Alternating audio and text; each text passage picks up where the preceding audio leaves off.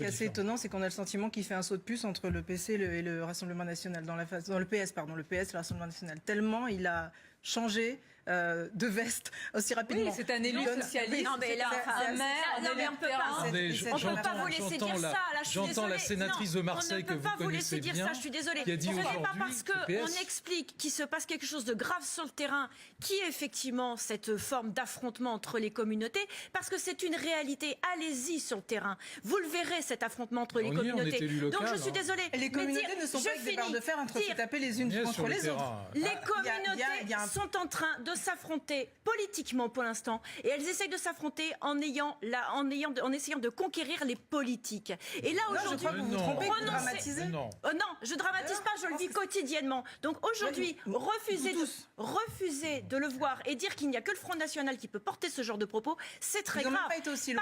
Parce que c'est une fois de plus essayer de discréditer la parole juste d'un ministre de l'Intérieur en considérant que dès lors qu'il dit ça, c'est qu'il est devenu Front National. C'est faux. Dit que tout ça était politisé, voyons, soyons c'est sérieux. faux. On ne peut pas chercher à discréditer la parole d'une personne simplement en disant, puisqu'elle dit ça, ça appartient au Front National. C'est intéressant votre débat. Attendez, Alexandre Devecchio, c'est intéressant votre débat parce que vous dites...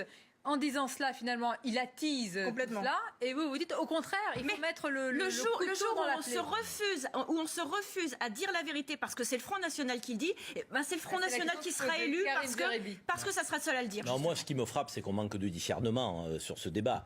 Tout en ne niant pas la réalité, je pense qu'il ne faut pas non plus jouer le rôle d'un amplificateur qui falsifierait. Je veux dire, il ne faut pas falsifier la réalité. Quoi. Les communautés, mais vous rendez compte ce que vous dites, que vous disiez qu'il y ait des groupes qui émanent de communautés qui s'affrontent éventuellement, mais les communautés, mais globalisées comme ça, mais c'est catastrophique. Alors on ne vit pas dans la même France. On ne vit pas dans la même France.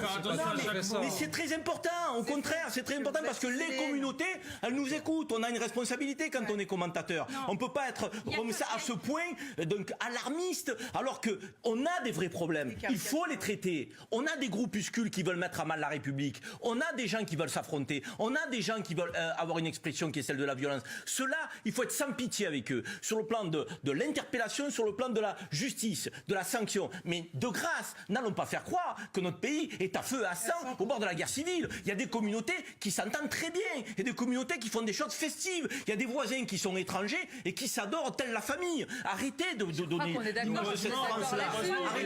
Arrêtez. C'est pas ce que Collomb a dit. D'abord, je ne dis pas que c'est ce que Collomb a dit, mais quand j'entends ma voisine dire les communautés presque elles se veulent la guerre. Collomb a dit d'abord. C'est pas la France, ça. Hein. Collomb a dit qui est fantastique. Collomb a dit